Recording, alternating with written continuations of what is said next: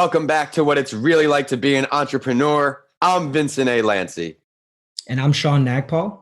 I'm excited to launch another episode for you all and bring on another guest with tons of firsthand experience. That's the sound of you investing in your future. Let's go. Whether you're already an entrepreneur or looking to start your journey tomorrow, or are just someone who needs a little extra motivation to get through the day, this is the perfect podcast for you. Each week, I will interview a different entrepreneur from across the globe. I will continue to offer episodes in all industries to provide you with many different perspectives. You never know which motivational journey will inspire you most. Each guest will take you through their story and help you learn from their successes and lessons learned. If you enjoyed today's episode, please rate the show 5 stars and continue listening by subscribing. My guest on the show today is someone I connected with by networking. He is both a Forbes 30 under 30 and a 914 20 under 30 recipient. On our intro call, I could feel his passion through the phone and was inspired by his journey and resilience. An entrepreneur at heart, his existence is based on a passion for hospitality and inspiration.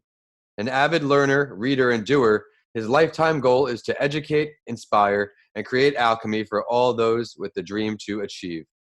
Today's guest is the owner and operator of 2 award-winning restaurants.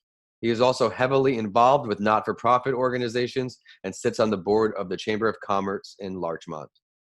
There is also plans for a Forbes Unfiltered segment, which I'm excited to learn more about. It will be a platform where he collaborates to discuss entrepreneurship and ideas openly on the network. Allow me to now introduce Shawn Nagpal. Shawn, thank you so much for coming on the show. Hey, man, it's an honor to be here. Thank you for having me. Absolutely. Would you mind please introducing yourself to our listeners a little more and previewing your story without giving away too much of your entrepreneurial journey? Yeah, of course. I'd be happy to. So as you guys all know, I'm Shawn Nagpal. I'm currently the president of Nagpal Restaurant Group, which is a hospitality group focused in on contemporary and seasonal, ethical, sustainable Indian or South Asian cuisine. I also, as you mentioned, big into nonprofits and helping my local community out. I've sat on the board and been the president of the Larchmont Chamber of Commerce for the previous 3.5 years. No longer the president, but still there. Yeah. And my entire journey has been inspired by gratitude, by family, and ensuring that I'm setting an example for those that will come after me to be able to see that it's an entirely possibility to achieve at the highest levels as long as you're dedicated, focused, and giving back as much as you can. I love all of those things. To put it in a nutshell. Yeah, those are great philosophies and great ways to live your life, doing the right things. I'm sure being the president of a chamber of commerce while doing all of this stuff was very time consuming. Oh yeah, absolutely. Especially considering as much as you want to be the best businessman possible, at the same time, you also want to give back to your local community. And sometimes that begins to take precedence over your business because you're so attached to your local community. Yep. So yeah, it's definitely a challenge, but it's a welcome challenge for sure. Yeah, well, I do respect that, and I think it's a great time to get into the big 5. On each episode, Shawn, my guest and I go over these 5 questions to help you, the listeners, learn what it's really like to be an entrepreneur. Are you ready to go? Yeah, let's do it. I'm excited. Yeah, me as well. So when did you realize that you weren't happy with what you were doing or you needed some kind of change to truly start your entrepreneurial journey? Please share your story. So I would say that I wouldn't call it an unhappiness because a lot of people tend to say that they were unhappy in their corporate job and they decided they wanted to do something different. But I wouldn't necessarily call it unhappiness. What I would say is that I found that I was craving more in my life, and I found that I really, really wanted to make an impact and leave a legacy for those that will come after me and even those that were currently with me in my present position. So I would say that I was probably in my senior year of college. I was working a sales job. I was also helping my father out in his business. And I had recognized that once I had graduated college and I was going to go get into the corporate world, which I eventually did do, there was always something in my gut and my intuition telling me that, hey, you're going to do the corporate thing, you're going to learn structure, you're going to network, you're going to meet people. But at the end of the day, you've been put on this earth to do something much larger. So there's always been something kind of pushing me in that direction. Whether you want to call it, destiny, or you want to call it intuition, or possibly even, just an intangible force that you can sense around you. It's always been there, but I would say the real moment that everything switched for me was a moment I remember sitting in my father's business, which truthfully wasn't the most successful business on the planet. It was good, it was doing fine, but it wasn't extraordinary. And I would say in that moment, I remember sitting with him, talking to him, and seeing the stress on his face and seeing the frustration that he had put everything he had into something and it wasn't panning out exactly how he wanted it to go. And that's when I had realized that if I can, as us children do, step on the back of my father and stand on his shoulders, take advantage of the lessons I'm learning here through his, I wouldn't call it a failure, but I'd call it he didn't meet his expectations, I would say. Correct. If Yeah. I could learn from that, I think I have a head start. And that was kind of the moment in my life where I realized that, okay, you're definitely cut out for bigger things, and you've already got some really important life lessons that you can take forward with you. And that's when I decided I was going to go jump into the world of entrepreneurship. Was he also in hospitality? He was, yeah, he was in hospitality. He was in a, classical, authentic, old school restaurant, like we see Nice. the old school, linen Italian restaurants. He was like an old school Indian restaurant, and he did great, but it didn't meet the expectations he had set out for himself. Absolutely. Well, I loved how you kind of emphasized looking on firsthand experience from a young age, watching someone run a business, helping out, learning all about it. But now, since you've been on your own entrepreneurial path, what would you say one or two of the most difficult parts are for you?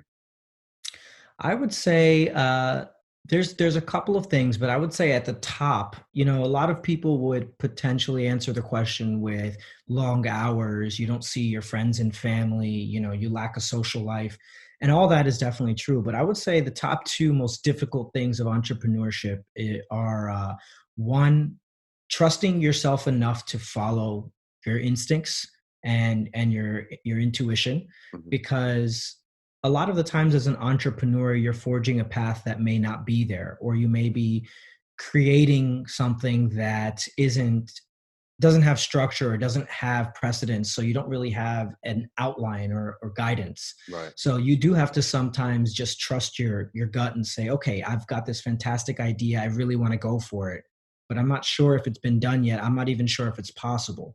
And I always refer back to it and call it the rookie mentality. I When like you're a that. rookie, yeah, well, when you're a rookie on your sports team, or you're a rookie in anything, there's a lot of times you'll just do something out of left field because you're not sure you're naive. You're not sure if you're allowed to, you're not sure if this is right or wrong, but you just do it, and you may get in trouble for it. You may make a mistake, but sometimes you hit gold. And I think that if you maintain that rookie mentality and you trust yourself and you're confident enough in yourself, then even if you fail, then you've learned something. So I would say the hardest thing I think is definitely trusting your intuition, trusting yourself to make a move that's bold and big enough, even though if it hasn't been done, or even if there isn't a path there for you, Hmm. to just go for it. And then I would say the second hardest thing is absorbing failure. A lot of people, or entrepreneurs in general, although we talk about our failures, I think the second step when it comes to failure is actually absorbing that failure.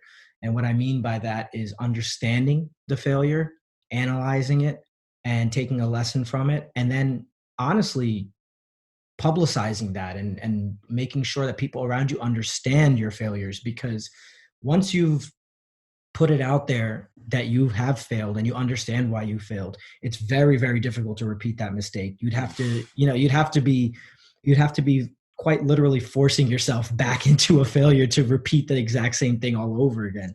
So absorbing failure, although extremely difficult, is very important. Yeah, I think as you're mentioning, the conversations go a long way when it comes from learning these lessons, which is part of a goal for this podcast here, is people like us, we're talking about where we slipped up and how we fixed it, because 99% of the time they're going to go through it as well, maybe just a little bit Yeah. differently, but as entrepreneurs, we battle the same obstacles. So I love both of those. But looking back on these lessons learned here, Shawn, what would you say your greatest failure or lessons learned was, and what did it teach you? All right. So I would say, specifically, an example is at one point I was ready to expand my business model. And I said, okay, I've got this fantastic restaurant, and I'm the first at the time, which was 2012, the first restaurant that was bringing up iPad menus. I was using seasonal and locally sourced ingredients, which although now is the norm, almost 10 years ago, it was not. I was heavily focused on ethics and implementing a workplace policy where everyone felt like they were part of something much larger, even though this was a small little restaurant. And I said, okay, you know what? This is doing really great. About 5 years in, I said, I'm going to start to expand. So I decided I was going to expand. I found my location. I went ahead and I got my investments going and made sure I brought everything together and thought I was going to do everything the right way. I went ahead and expanded. And instantly, almost instantly, I had recognized I made a massive mistake. And I had realized that in order to expand a business model, you need to actually be able to scale it. It's not about expanding laterally, it's about expanding vertically, because you need to be able to grow. You can't just go like this, you've got to go up as well. And I had recognized that the model I had built was so reliant on my talent specifically, as opposed to those around me, that it was not scalable at all. It was actually impossible because I couldn't clone myself, and I couldn't be in two places at the same time, or even three places at the same time. And I found myself actually in a rut. I found myself 2-3 years into the expansion saying, oh man, what did I do? I've dumped a lot of my money into this. I have built multiple businesses at this point, and this is not scalable at all. And I found myself playing this seesaw game with my businesses, where I would go to one spot for one day, go to another spot for the other day, and in between miss all these opportunities for other potential businesses because I was so focused on the day-to-day operation. Because again, it was reliant on me, not on the talents of my fantastic team. But I think that was my biggest failure in terms of a financial failure. And then also, of course, in terms of a confidence failure, kind of wrecked my confidence a little bit for a while. Yeah. However, I'd say my biggest lesson learned is that I would say I didn't even learn this lesson until after I decided to actually contract the businesses back. And it took, I would say, a year or two of settling down into my previous business, the original location, that's when the lesson actually came to fruition. And I said, oh, I've figured out what I did wrong. And what I had learned from it is not only that you have to be able to scale a business, and I don't want to use the term exploit, but emphasize the talents of those around you, but you also need to be able to understand when you've made a mistake and cut that loss much faster than I did. I found that I was holding on and, just hoping for a miracle, or doing everything I could to make sure I was determined to make sure the business would succeed. But everything, the financials, I'm a big believer in energy, the financials, the energy of the business, everything was wrong. And I was just doing everything I could, literally killing myself to make sure it would run. And the biggest lesson I took from that is one of the best things a good businessman can do is understand when you've made a mistake, but then also from purely a business perspective, understand when to end that mistake and move on. Don't hold out. Don't wait too long, because you could quite literally drag yourself down. And I almost did. Man, tons of great advice in there. One thing stuck out particularly is how you came to a point where you realized you couldn't scale because the business runs if you're there. It can't run without you. How did you go about pivoting? What was your thoughts process behind that? So the first thing I did is I decided to cut that hemorrhaging arm of the expansion off, and I decided to contract everything back to my original business model, which was contemporary, high quality, and focused hospitality.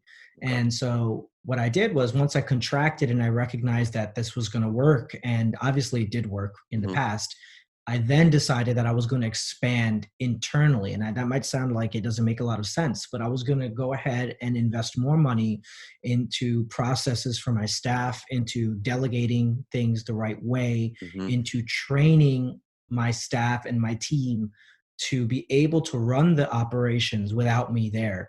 And that included a lot of capital investment, because you had to start to hire, I wouldn't say, not that anyone wasn't capable, but hire additional capable people Mm-hmm. to support the current team I had in place. Yeah.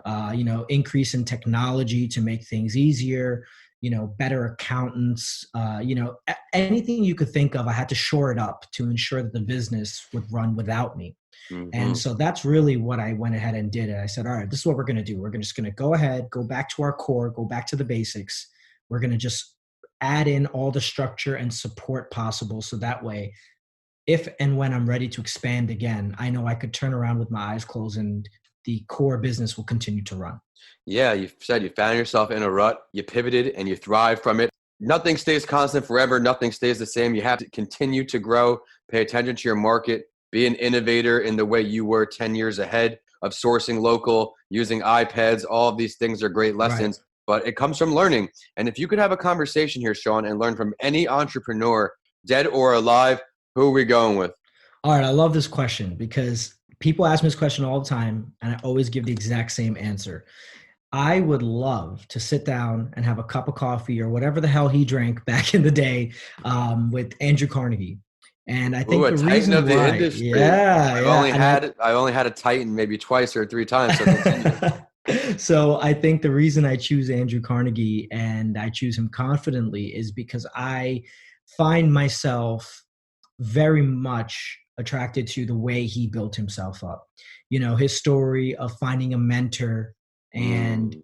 chasing an idea that was unheard of, such as building a steel bridge, and finding, the guy wasn't an architect, he wasn't an engineer, but he had an idea. Had an And he had idea. the idea. Yeah, he had the idea. He had the confidence that was instilled in him Mm-hmm. by his mentor. And then he went and delegated and found the right people to create the idea, and then quite literally build the idea. And then more importantly, I think the reason I'd like to sit down with him, if I ever had the opportunity in some odd Mm. time travel way, would be because I think the biggest lesson I took from him in his life was that, there's the famous quote that a man who dies rich dies disgraced. Mm-hmm. And I think that what you learn is, although at some point in Carnegie's career, he was the richest man to ever walk this planet, Mm-hmm. that's not the reason I'm such a big fan. The reason I'm a big fan is because he recognized that once he had done what he had to do to succeed and achieve the level of success he wanted to achieve, he owed his community and his place in the world so much more. He built libraries. He built, obviously, we know, the Carnegie Music Hall. We know that he has Mm-hmm. multiple museums he's built. So, and he did die with not a dollar to his name. Of course, his family received inheritances and all that. But the point being is that he did whatever he could do to give back to all those people that created success for him. And, I think that just in general, anybody who reaches these extraordinary levels of success, there's a duty to return that success back to those people who are responsible for allowing you to have it. People complain about adverse conditions in the workplace. Talk about not having Google or anybody that's done it before you. Yeah. And like you said, a steel bridge, I find it fascinating. All of the pioneers from that era, those eras from all of the different industries, the vision that they must have had, I mean, I would love It's to have. unbelievable. Yeah, it's Yeah. unbelievable. So I'll take it one step further with you, Shawn. If you could pick the place for this meet, where to be? Ah, that's interesting. Would it be in today's time or his time? That's up to you. I think I would say, I think I'd like to take him to his own places that he's built. And I'd love to, I'd love to have him see what he's done and how much of an impact he's had. And I think that he would be not only shocked, but I think he would be overwhelmed with how much his legacy has continued to live on in this, as we had just discussed, this modern day of Google and all the social media we have now. I mean, the guy, we were talking about, he was in his prime in the 1900s, and we're in 2020. No cars. and nothing. And we still say his name on a daily basis. And you want to talk about leaving a legacy. I mean, you can't really touch anything more than that, right? I agree. I mean, I think it's a great segue to look into our future now. We're going to look 1 year and 5 years out, Shawn.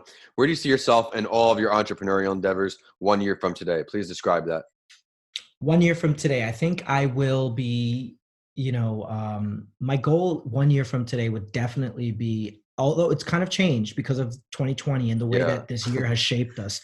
If you asked me at the beginning of the year, I might have said, I want to expand my businesses, or I'd like to build a new product or something to, that type of level. But I think, this year has taught me to just give a lot of gratitude, to be in the service of others. And I think a year from now, what I'd really like to do is I'd like to be a far more aware person. I think that a year from now, I'd be really happy if I could look back and say I've learned a lot from this year in 2020. A lot of businesses' missions this year have been adjusted to state something like, and I'm sure you've heard it, just get through the year. If you get out of this year even, you've succeeded. And although I don't like the mentality of mediocrity, I think that this year we can all accept that it's been a very, very much a curveball type of year for us. And I think that if we just, a year from now, if we're in a slightly better position overall for everybody, everyone's healthy, everyone's happy, we're more self-aware, we're more appreciative of those around us, I think we would all have succeeded. So a year from now, it's not about business for me right now. I think it's all about appreciating the people that are around me, giving gratitude, serving those that are around me, and just being far more self-aware than we've ever been. All right. How do I slow down, appreciate what's around me? And practicing gratitude obviously has extreme benefits for your mental health. And in this entrepreneurship game, we need all the boost from there. But what about 5 years, absolutely. Shawn? I know you definitely got some big stuff in the works. Oh, for sure. So in 5 years, in terms of my business goals, one of my biggest goals in my life has always been to spread gratitude, spread love, spread awareness, make sure that people understand that any type of achievement, no matter how high level or whether it's minor, whatever it may be to you, whatever your definition of achievement is that I would love to be the person to help you achieve. And the way I think I can accomplish that is to continue to chase my dream of being the top consultant and coach for entrepreneurs. I would love to be a motivational speaker. That's been one of my biggest goals in my entire life. I think when I first started out in business, one of my biggest goals was to show others that you can achieve whatever you want as long as you dedicate yourself. And whether that's through motivational speaking, whether it's through coaching, whether it's through consulting for other businesses, which I do as well, I think that really would be that would easily be my biggest goal for 5 years from now, is to achieve that level of success in that world where I could be that guy that people go to and say, hey, reach out to Shawn. He'll help your business reach its next level. Or, you're an entrepreneur and you need some help, reach out to Shawn. Or, one of the biggest crowning achievements of my life was when I was invited to my high school's award ceremony to be the keynote speaker. And I still remember that high that I was on. So I'd love to reach that level again, and potentially on a larger level, maybe for my college or university, or maybe for Forbes, maybe they'll invite me and do a keynote speaking, situation for them. That'd be great. Yeah. So, we'll do something like that. But I think for business, I think it's definitely to expand my consulting reach. I think it's to expand my hospitality empire. And again, to just continue to spread gratitude, be in the service of others, and just be aware. I love that, and it's very inspiring and hopefully contagious to everybody listening on. But let's backtrack there for Forbes. I know we were in the process of working on this Forbes Unfiltered segment with you. Let's talk about that for a sec.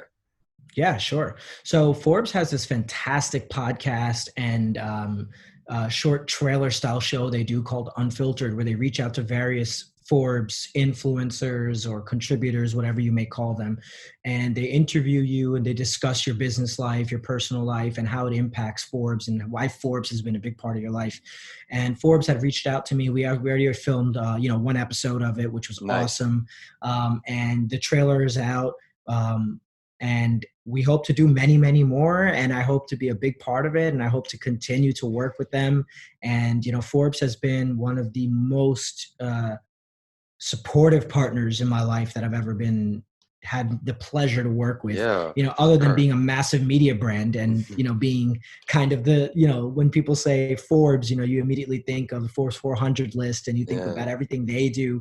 So to be associated with them is probably one of my crowning achievements, and to be a part of their For Unfiltered sure. podcast was just the cherry on top, Yeah, I'm sure it's humbling, but it's also a testament to your hard work ethic and doing the things the right way, believing in the right things. You had to build a house brick by brick, Yeah. layering it up with the proper mindset can only lead to more success in your business. But Shawn, I think it's a great time to head into the spotlight story. On each episode, I also share an entrepreneurial journey to inspire our listeners, and I would love to hear your take on it. And as I have a successful entrepreneur restaurateur on the show, I will now introduce the entrepreneurial journey of a name we all know in Gordon Ramsay. Oh, yes. On the fiery 2020 Brit, list. the fiery Brit. Yeah, that would come up on the 2020 list I found, produced by Investopedia. Ramsay, the loudest chef on TV, I read, was number 2 at 127 million earned. He's a United Kingdom native and has 25 restaurants, several TV shows. Millions across the world know of his management style and his voice, as we just touched on. But in 1993, that's when he opened his first restaurant called Restaurant Gordon Ramsay, after studying hotel management and then training with some top chefs to get some experience. This restaurant won 3 Michelin stars, and today his restaurants boast a total of 7 Michelin stars, in addition to his multitude of awards won. What do you like best about his story, Shawn? I think Gordon Ramsay is actually a huge inspiration for me. He Yeah. is extremely passionate. And although, on TV, you get to see the fiery, absolutely angry side of Gordon Ramsay, I think that in the restaurant industry, one thing that a lot of people don't recognize is that it's a high stress, very, very fast paced environment. So it's only natural to have your emotions at a high when you are very passionate about something and things are all over the place. It's very chaotic. The term organized chaos pretty much encapsulates the restaurant industry. Yeah. And what I think what I love most about Gordon Ramsay's journey has been, although you get to see him as a celebrity chef on a lot of his TV shows, if you ever have a moment, go watch his at-home cooking shows when he's with his family, and you see him cooking in his kitchen, and you see the love that he has for his kids and his wife, and and the way he cooks at home is so heartwarming and so, I don't even know how to describe it. You almost feel like you're in his kitchen. So I would say that the thing that I love about his journey is that, yes, you see this passionate and fiery guy that at the drop of a hat will just flip out because something's not perfect. But I think if you read through the lines, what you recognize is that he started off as a single restaurant that achieved high levels of success, as you mentioned, the 3 Michelin stars, and expanded to a 25 restaurant empire. Insane. It's absolutely unbelievable. But I think the reason he did that was not because he's just this fiery, angry guy. It's because he's so passionate about what he does. It's contagious. And you see that through not only his TV shows, but like I had mentioned, if you watch some of the less scripted stuff, you notice that passion is still there, but on a much more soft and gentle level. And that's what I respect most about his journey. You can truly see the guy who he is. He's never lost who he is. And that's a big part of who I am. I think it's very easy as an entrepreneur to lose who you are in the daily shuffle. And Chef Ramsay, he's never lost it. He's always been a passionate guy, and he remains to be a passionate guy till this day. And you got to respect that. Well, I think the big takeaway from what you said is loving what you're doing, and you see the passion from him, and we obviously hear the passion from you. So, Shawn, thank you so much for coming on the show today. I know our listeners will see all the value in your show. I loved how you started in the beginning, where although you had a passion for the corporate world, what you were accomplishing, you knew you were put on the earth to do something much larger. As you put, destiny was involved. I loved how you alluded to the rookie mindset, and I really do love why you chose Carnegie. I thought that was very inspiring, because you have to think, if he could do it like that with no resources, you could do it too. But I think it's a great time for the last word, Shawn. And I also do this on my other podcast series, A Mental Health Break with Vincent A. Lanci, because I want my listeners to really get to know the guests I bring on. Would you like to share something that we did not get to touch on yet today? Yeah, I think that, speaking of mental health, I think that it's an extremely underrated and undervalued part of entrepreneurship. And I think that one thing that has helped me a lot, especially recently, is, you know, you have to be in the right mental state of mind so that your business could be in the correct state of mind as well. And one thing that's helped me a lot is to recognize who I am as a person, Mm-hmm. to never negotiate my values as a person, and to constantly audit my circle. And what I mean by that is, if you're in a group of people that you interact with consistently, you will constantly and even subconsciously take on a lot of those attributes and characteristics of those people. So you have to audit the people you're around, and if they do not reflect your inner core and your values, after you've dug deep into who you truly are, not about making money or helping the world, but your true why. If you can't audit that and those people that you're around don't match those values, you need to make a change in your life. And I think that goes hand in hand with mental health. And if you cannot say that the people you're around reflect your values, and you cannot say that mentally you're in the right place when you're working and you're around those people, you need to change that. And one of the ways I think I've changed that is to constantly focus on meditation and making sure that I'm in a clear state of mind when I'm making decisions, not emotional, not too high, not too low, just stay kind of even keeled. And I think that's extremely important. And I know you agree with that based on, what you've written about and all your work. So well, I appreciate you using that last word like that. It's, as you said, there's tons of barriers and mental health stigmas that we could have a whole nother episode on. But if you encourage those positive thoughts to people in conversations like this, it will be contagious. But would you mind now please sharing your professional social media website, any ways for our listeners to follow your endeavors or visit your restaurants? Yeah, you can catch me on any social media network at Shawn Nagpal, ShawnNagpal, on Instagram, LinkedIn, Twitter, Facebook. It's all the same. And my business Instagram is Coriander NY. That's the restaurant name, Coriander, like the spice. And you'll see some other big things popping up as well. So stay tuned and, keep an eye out, and you will definitely be enjoying what I'm up to next.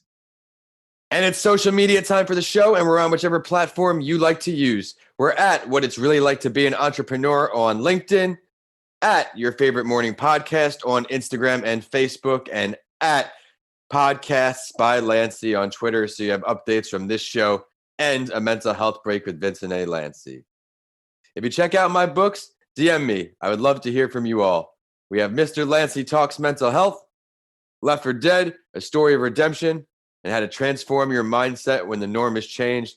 All are on my website now, which is vincentalanci.com. And as always, I will end the show with a quote that inspired me, and know it will for you too. This one is from Gordon Ramsay, the entrepreneur from today's Spotlight story. He said, "You're getting your knickers in a twist. Calm down." Thanks for listening, and I'll see you all on the next episode of What It's Really Like to Be an Entrepreneur.